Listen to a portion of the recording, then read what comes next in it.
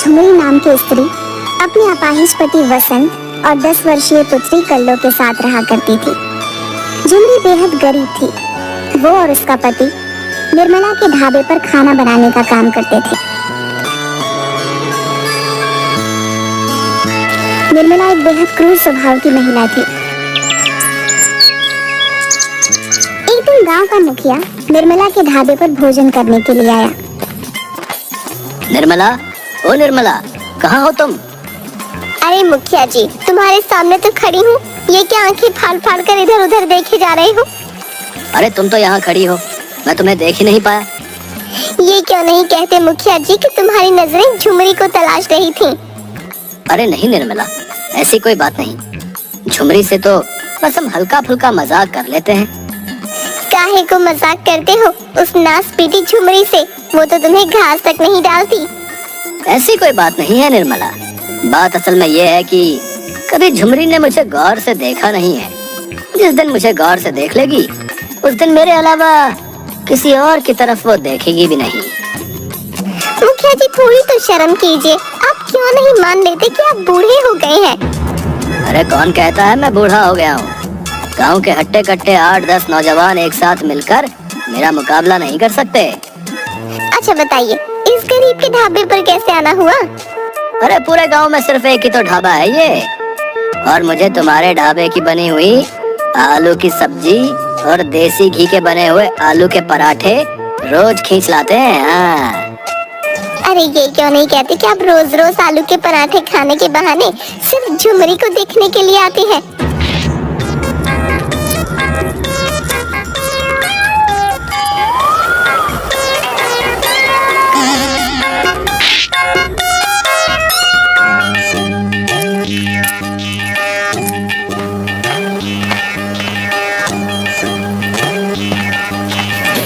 निर्मला जी, ये मुखिया ढाबे पर भोजन करने नहीं, सिर्फ मेरी पत्नी को गंदी नजरों से देखने के लिए आता है। आप मुखिया को ढाबे पर आने के लिए मना क्यों नहीं कर देती? तेरा दिमाग तो ठीक है बसंत। मैं अपने ग्राहकों को भला आने से क्यों मना करूंगी? मुखिया मेरा ग्राहक है। मुखिया से मुझे महीने की अच्छी आमदनी होती है। लेकिन आप उससे इतना तो बोल ही सकती है ना कि वो मेरी पत्नी को उल्टी सीधी नजरों से देखना बंद करे।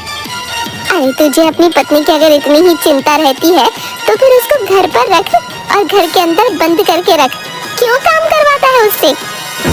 मजबूरी है निर्मला जी, आप तो जानती ही हैं मैं अपाहिज हूँ और मेरी एक 10 वर्षीय बेटी भी है। ये बात तुझे समझ में क्यों नहीं आती लंगड़े कि तू लंगड़ा है, अपाहिज है? अरे तू 2 वक्त की रोटी भी अपनी पत्नी और बेटी को नहीं खिला सकता, लेकिन अकड़ तुझमें अंबानी से भी ज्यादा है। लेकिन निर्मला जी, इससे ज्यादा मैं तेरी बकबक बर्दाश्त नहीं कर सकती बसंत। अगर तू यहाँ 2 सेकंड और रुका तो तुझे और तेरी पत्नी झुमरी को धक्के देकर ढाबे से बाहर निकाल दूंगी।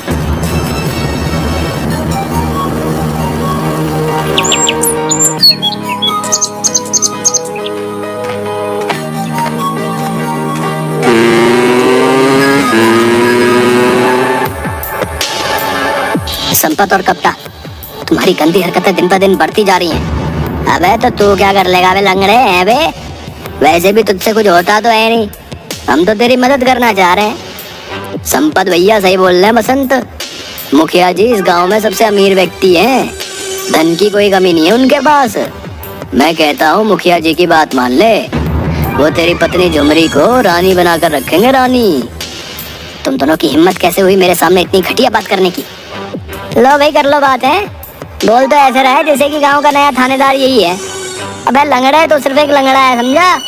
इस बात को स्वीकार क्यों नहीं कर लेता बे? संपत भैया सही बोल रहे बसंत। लोग धरती पर बोझ होते हैं, बोझ, पर तू तो अपनी पत्नी के ऊपर बोझ है। और मैं तो तुझे एक सलाह देता हूँ बसंत, और इससे सबका भला हो जाएगा, समझा? तेरी पत्नी का भी और तेरी बेटी कल्लो का भी। अभी जाकर किसी ट्रेन की पटरी के नीचे आ जा तू। संपत भैया सही बोल रहा है बसंत। जब तू नहीं रहेगा तो झुमरी को मुखिया की बात माननी पड़ेगी। झुमरी जब मुखिया की बात मान लेगी तो मुखिया हमें माला माल कर देगा। देख, तेरे मरने से कितने लोगों को फायदा होगा, लेकिन तू है कि मरता ही नहीं। और देख झुमरी, किसी को पता भी नहीं लगेगा। और आजकल तो मॉडर्न जमाना है, ज्यादातर शादीशुदा औरतों के ही दूसरे मर्दों के साथ चक्कर चलते हैं। तुम दोनों को शर्म नहीं आती इतनी घटिया बातें करते हुए, और वो भी मेरे पति के सामने। मुखिया से जाकर साफ साफ कह दो, झुमरी गरीब जरूर है लेकिन बिकाऊ नहीं है।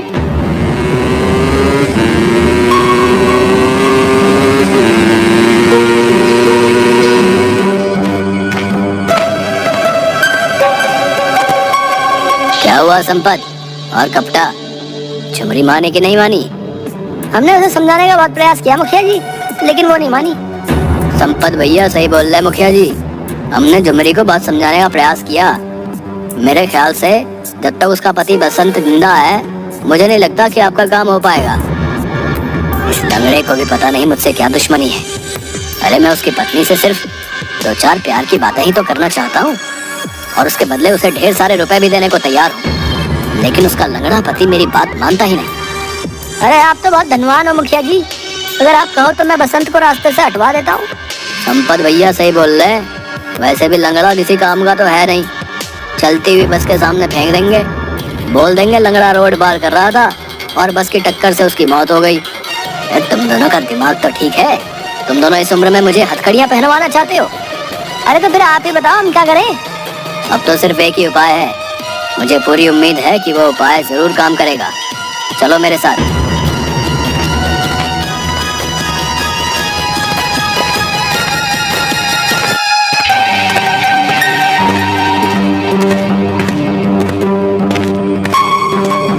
क्या बात है मुखिया जी, सुबह तो पराठे खाकर गए थे, क्या बात है फिर से भूख लगने लगी? निर्मला, पानी सर से ऊपर चढ़ गया है। तो इसमें मैं क्या कर सकती हूँ? कल तुम झुमरी और उसके पति को काम से निकाल दो, और मैं गांव में सबको बोल दूंगा कि झुमरी और उसके पति बसंत को काम ना दिया जाए। अरे मुखिया जी, सिर्फ आप झुमरी की बात करिए, वो बसंत तो लंगड़ा है, उसे कौन काम देगा? संपत भैया सही बोल रहे हैं। मुखिया जी, मेरा तो नुकसान हो जाएगा, क्योंकि झुमरी मेरे ढाबे पर खाना बनाती है। उसके हाथों का बनाया हुआ भोजन ग्राहकों को बहुत पसंद है। तुम उसकी चिंता मत करो, मैं तुम्हारे लिए शहर से किसी 5 स्टार होटल में भोजन बनाने वाले व्यक्ति को लगवा दूंगा, और उसके पैसे भी मैं दूंगा। तुम्हारा ढाबा और ज्यादा चलने लगेगा। तो फिर समझिए आपका काम हो गया।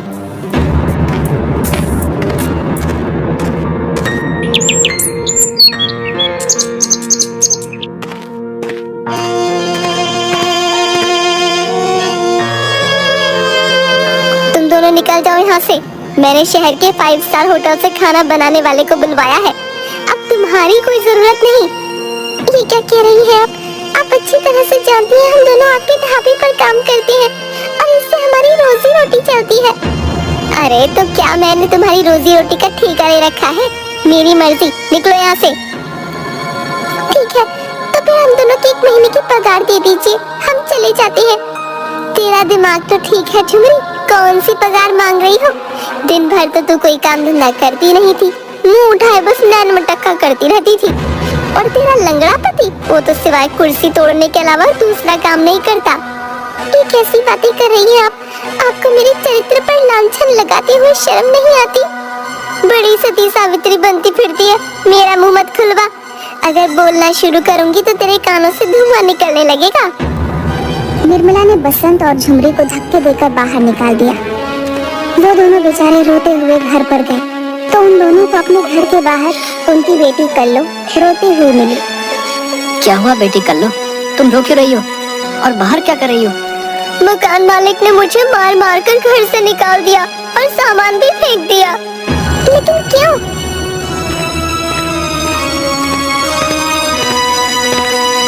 क्योंकि तुम दोनों ने 1 महीने से किराया नहीं दिया। अगर आप हमें घर से निकाल देंगे तो हम कहाँ जाएंगे? हमें कुछ दिन की मोहलत और दे दीजिए, हम किराया दे देंगे।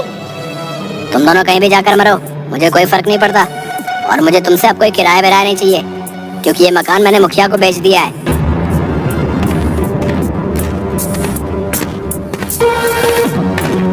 अभी भी वक्त है झुमरी, मेरी बात को मान ले। नहीं, किसी भी कीमत पर नहीं, मैं भूखी मर जाऊंगी लेकिन तुम्हारी बात नहीं मानूंगी। अरे अपना नहीं तो कम से कम अपनी इस बेटी का तो ख्याल कर। संपत भैया बिल्कुल सही बोल रहे हैं, बेटी का नहीं तो कम से कम अपने लंगड़े पति का ही ख्याल कर ले। झुमरी, तुझे और तेरे पति को गांव में कहीं भी अब काम नहीं मिलेगा। तेरी भलाई इसी में है कि तू मेरी बात मान ले। इतना बोलकर मुखिया संपत और कप्ता के साथ मुस्कुराता हुआ वहां से चला गया। बेचारी झुमरी अपने परिवार को लेकर गांव-गांव भटकती रही, मगर किसी ने भी झुमरी की मदद नहीं की। अंत में झुमरी थक हार कर जंगलों की ओर चली गई। भूख की वजह से अचानक उसकी बेटी कल्लू को चक्कर आ गया। क्या हुआ मेरी बेटी? लगता है ये भूख की वजह से बेहोश हो गई है।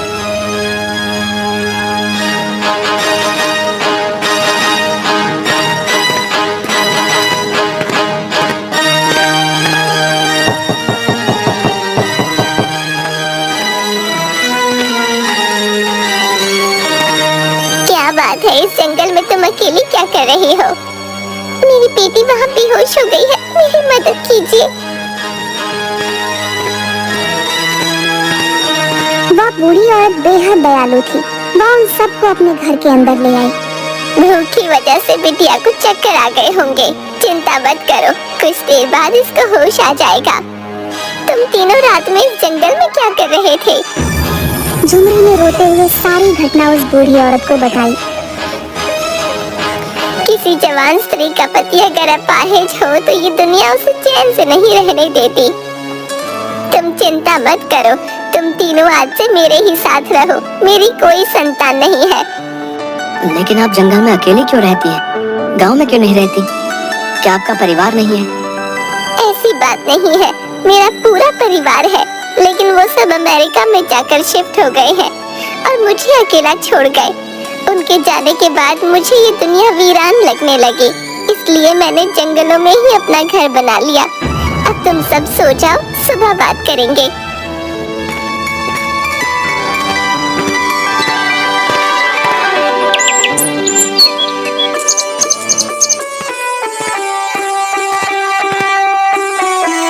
तुम ढाबे पर भोजन बनाने का काम करती थी ना?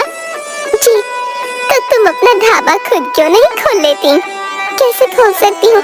मेरे पति अपाहिज है और मेरे पास इतने पैसे नहीं।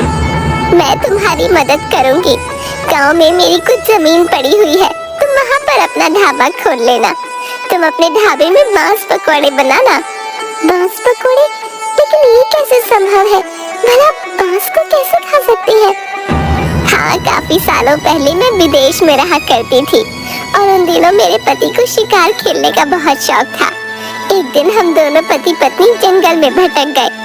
तब वहाँ के कुछ आदिवासियों ने हमारी मदद की। उन्होंने ही हमें बांस पकोड़ा बनाने की रेसिपी सिखाई। यकीन मानो, अगर तुम उस रेसिपी से बांस पकोड़ा बनाकर अपने ढाबे में बेचोगी तो तुम देखना, देखते ही देखते तुम्हारा ढाबा हर जगह मशहूर हो जाएगा।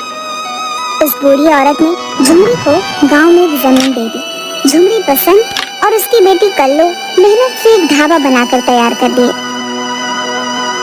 झुमरी, अब मैं तुम्हें बताऊंगी कि तुम्हें बांस पकौड़े कैसे बनाने हैं। गांव के छोटी पहाड़ी के पास जो जंगल है, जहाँ पर हमेशा कोहरा छाया रहता है, तुम वहाँ से बांस उठा कर ले आओ। वो बांस खाने के होते हैं। झुमरी ने ऐसा ही किया। अपनी बेटी कल्लू और बसंत के साथ वो ढेर सारे बांस वहाँ से उठा लाई। उस बूढ़ी औरत ने झुमरी को रेसिपी बताना शुरू किया। कुछ ही देर में बांस पकौड़े बनकर तैयार हो गए। तभी झुमरी के ढाबे के पास एक कार आकर रुक गई। उस कार में से एक शहरी व्यक्ति निकलकर झुमरी से बोला, अरे तुम्हारे पास पानी की बोतल है क्या? जी भैया, मिल जाएगी। ये कौन सी डिश है? इसमें तो बहुत अच्छी खुशबू आ रही है। भैया जी, बांस पकौड़े हैं। बांस पकौड़े? भला ये कौन सी डिश है? भैया, बहुत अच्छी है, एक बार खाओगे तो खाते रह जाओगे। एक प्लेट लगाओ। झुमरी ने एक प्लेट उस व्यक्ति को लगा दी। उस व्यक्ति को बांस पकौड़े इतने पसंद आए कि उसने ढेर सारे पैक भी करवा लिए। यहाँ तक कि उसने सोशल मीडिया पर भी झुमरी का फोटो बांस पकौड़े की प्लेट के साथ अपलोड कर दिया। कुछ ही दिनों में झुमरी के ढाबे पर शहर के लोगों की भीड़ लगने लगी। झुमरी का फोटो रोज रोज न्यूज़पेपर में छपने लगा। मुखिया क्रोधित होकर निर्मला के ढाबे पर संपत और कप्ता के साथ बैठा हुआ था। मैंने झुमरी को ये सोचकर इस ढाबे से निकलवाया था कि वो मजबूर होकर मेरे पास आ जाएगी, मगर उसके तो यहाँ से जाते वो तो कहाँ से कहाँ पहुँच गई। तुम्हारी बातों में आकर मैंने अपना नुकसान भी कर दिया मुखिया। सारे लोग पागल हो गए हैं। जिसे देखो वो झुमरी के बांस पकौड़े की तारीफ करता रहता है। अब झुमरी की तरफ देखना भी मत मुखिया जी। झुमरी अब झुमरी नहीं रही, जो एक असहाय औरत हुआ करती थी।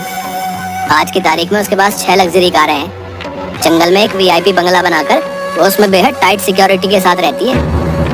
संपत भैया बिल्कुल सही बोल रहे मुखिया जी। कहीं गलती से अगर तुमने कुछ उल्टी सीधी हरकत कर दी तो लेने के देने पड़ जाएंगे। तुम दोनों अपनी बकवास बंद करो। लगता है झुमरी के अमीर बनते ही तुम दोनों ने तो अपना पाला ही बदल लिया। झुमरी अगर मेरी नहीं हो सकती तो किसी की नहीं हो सकती। मैं आज रात ही झुमरी और उसके परिवार को मार दूंगा। ऐसी गलती मत करना मुखिया जी। अब उसके ढाबे पर कमिश्नर वगैरह भी आते रहते हैं। संपत भैया बिल्कुल सही कह रहे मुखिया जी। पुलिस डंडों से मार मार कर तुम्हारी हालत खराब कर देंगी। अब तुम्हारी औकात झुमरी के सामने 2 कौड़ी की भी नहीं रही। अगर तुमने कुछ भी उल्टा सीधा किया तो झुमरी तुम्हें कुत्ता बना देगी, कुत्ता। और हमेशा तुम्हारे गले में कुत्ते का पट्टा डालकर अपने ढाबे के पास बांध देगी। इसकी नौबत नहीं आएगी संपत और कपटा। ये क्या है? जहर। आज रात मैं किसी भी तरह से उसे उसके परिवार सहित जहर देकर मार दूंगा। मुखिया ने इतना कहा ही था कि तभी ढाबे से 3-4 लोग उठकर खड़े हो गए। उनके हाथ में पिस्तौल थी। यह देखकर मुखिया, संपत और कप्ता बेहद घबरा गए। उनमें से एक व्यक्ति मुखिया की ओर देखकर बोला, मैं जिले का एसएसपी अभिमन्यु हूँ। कुछ दिन पहले झुमरी ने मुख्यमंत्री को तुम्हारे खिलाफ शिकायत भेजी थी। हम तब से तुम्हारी निगरानी कर रहे थे और आज हमने तुम्हारी सारी बातें सुन ली। तुम तीनों की जगह बाहर नहीं बल्कि जेल में है। ले जाइए इन्हें। आप नहीं जानते ये मुखिया झुमरी पर बुरी नजर रखता था।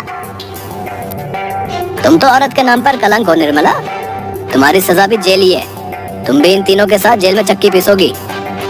अगर मैं इस टाइम यहाँ पर मौजूद नहीं होता तो आज ये मुखिया अपने मकसद में कामयाब हो जाता। तुम मुझे गिरफ्तार नहीं कर सकते एसएसपी। अभी तक मैंने कोई जुर्म नहीं किया है।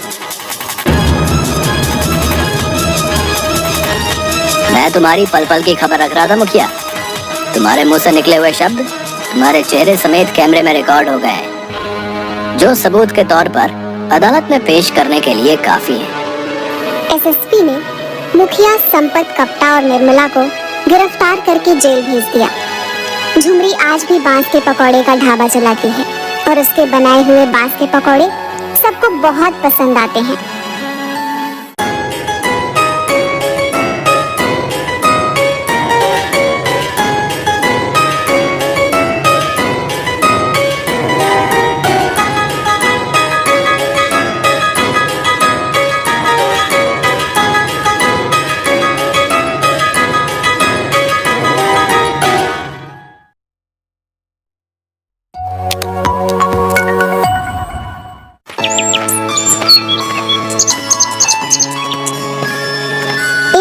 झुमरी नाम की स्त्री अपने अपाहिज पति वसंत और 10 वर्षीय पुत्री कल्लो के साथ रहा करती थी।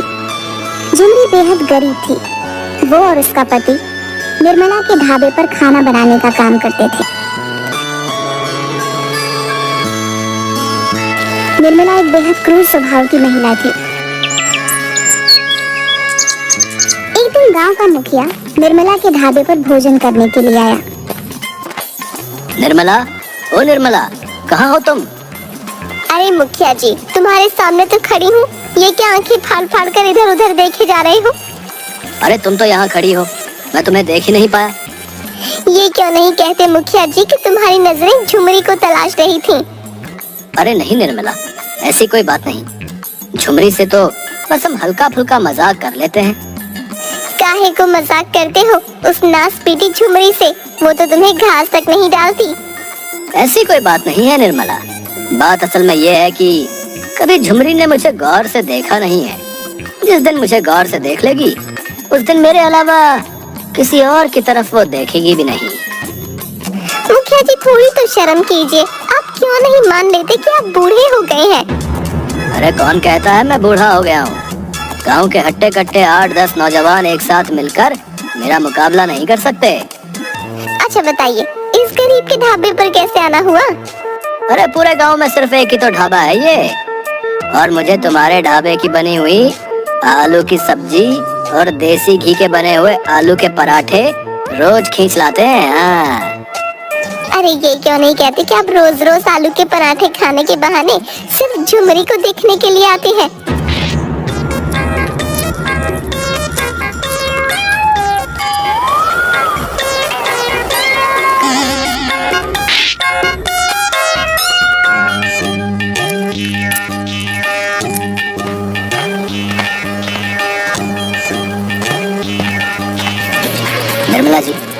मुखिया ढाबे पर भोजन करने नहीं, सिर्फ मेरी पत्नी को गंदी नजरों से देखने के लिए आता है। आप मुखिया को ढाबे पर आने के लिए मना क्यों नहीं कर देती? तेरा दिमाग तो ठीक है बसंत, मैं अपने ग्राहकों को भला आने से क्यों मना करूंगी? मुखिया मेरा ग्राहक है, मुखिया से मुझे महीने की अच्छी आमदनी होती है। लेकिन आप उससे इतना तो बोल ही सकती है ना कि वो मेरी पत्नी को उल्टी सीधी नजरों से देखना बंद करे। अरे तुझे अपनी पत्नी की अगर इतनी ही चिंता रहती है तो फिर उसको घर पर रख और घर के अंदर बंद करके रख। क्यों काम करवाता है उससे? मजबूरी है निर्मला जी, आप तो जानती ही हैं मैं अपाहिज हूँ और मेरी एक 10 वर्षीय बेटी भी है। ये बात तुझे समझ में क्यों नहीं आती लंगड़े कि तू लंगड़ा है, अपाहिज है? अरे तू 2 वक्त की रोटी भी अपनी पत्नी और बेटी को नहीं खिला सकता, लेकिन अकड़ तुझ में अंबानी से भी ज्यादा है। लेकिन निर्मला जी, इससे ज्यादा मैं तेरी बकबक बर्दाश्त नहीं कर सकती बसंत। अगर तू यहाँ 2 सेकंड और रुका तो तुझे और तेरी पत्नी झुमरी को धक्के देकर ढाबे से बाहर निकाल दूंगी।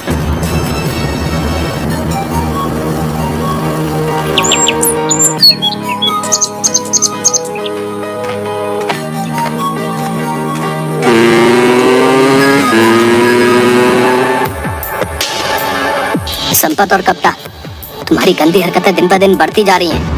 अबे तो तू क्या कर लेगा बे लंगड़े? है बे